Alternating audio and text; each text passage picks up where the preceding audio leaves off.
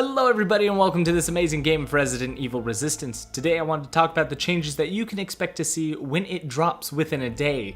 As we all have been able to test the demo, we may have become accustomed to the way the game currently plays, but we need to prepare for one of the most drastic shifts when it goes into release. Upon release, you can expect to see a larger roster for everyone. 2 new survivors will join the group named Becca and Martin. They'll provide new abilities and bring the total survivor count to 6. 3 Masterminds will be added, including Annette Birkin, Alex Wesker, and Oswald Spencer, totaling 4 Masterminds. On top of that, 2 maps will be added, the Casino and Abandoned Park, totaling 3 maps for the game. Each Mastermind will have their own ultimate ability and passive skills. Annette will have G. Birkin, Alex Wesker will control the Yetaveo plant, and Oswald Spencer will have the disintegration field, which is similar to the laser grid. Each Mastermind will be supported by a variety of passives and cards that allow them to fill a unique role and playstyle. With the addition of all the new characters, we'll also have a progression system added. Each character will have their own rank, which also unlocks additional equipment slots as they progress further. This could include a variety of abilities, but we'll have to see once the game is released.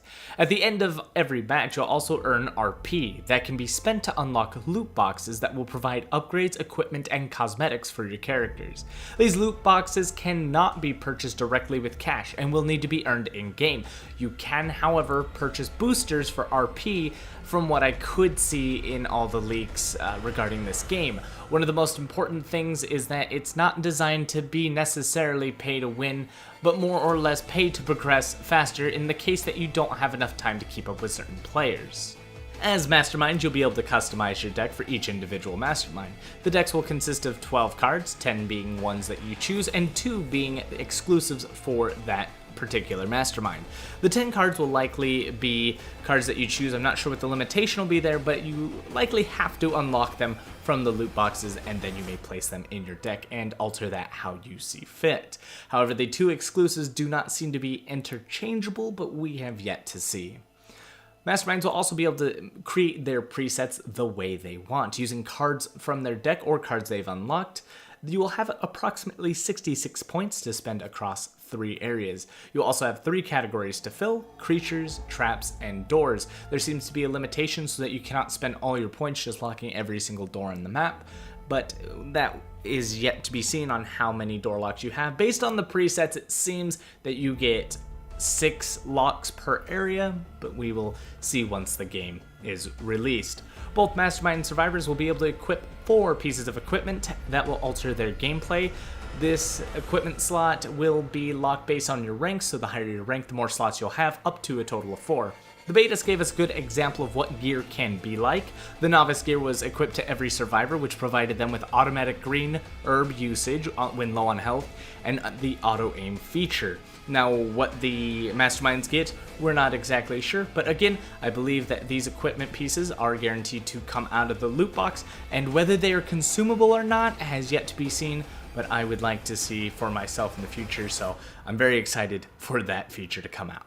For these survivors to further customize their characters, we know that they have 2 passives, an ability, and then their fever skill. The ability, fever skill, and passive apparently might have some alternate versions you can get from the loot boxes to help change up your playstyle.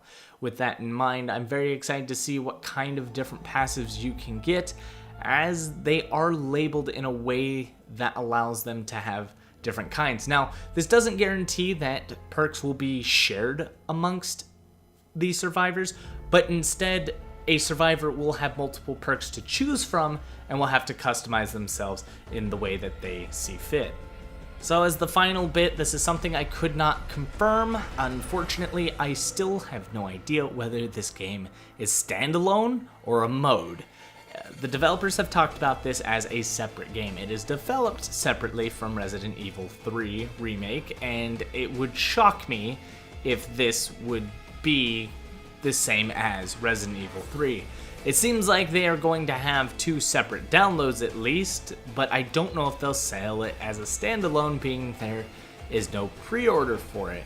And that's probably because they're trying to push the pre-order for Resident Evil 3 Remake over Resistance, and since they are providing Resistance for free, they don't want to have any mix-ups. I'm not 100% sure. Other companies that have gotten some access with the closed betas have both said the words game and mode, but again, it would shock me if this was actually within Resident Evil 3 as a mode, and then have its own, like box art and all this stuff on the side. So, I unfortunately could not confirm that for you guys. I do apologize, but it'll still be up in the air. I will let you know as soon as I know whether this is a standalone and what it's sold for. I will have to wait for the release to figure that out. With that out of the way, I hope this prepares you for everything you can expect for Resident Evil Resistance. If you do enjoy this video, please hit that like button. Thank you all for watching. Don't forget to comment, subscribe, share, and as always, good game.